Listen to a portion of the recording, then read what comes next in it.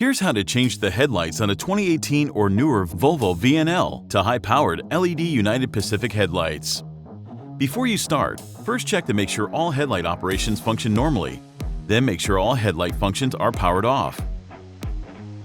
Pull the hood release lever from inside the cab. Slowly open the hood.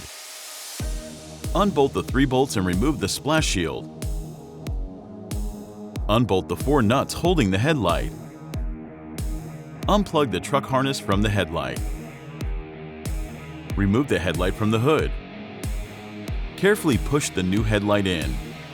Screw on the 4 nuts holding the headlight to proper torque spec.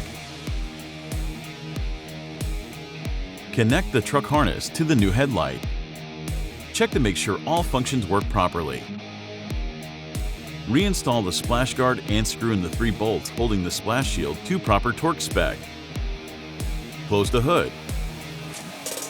Reliable, hardworking, quality products at United Pacific.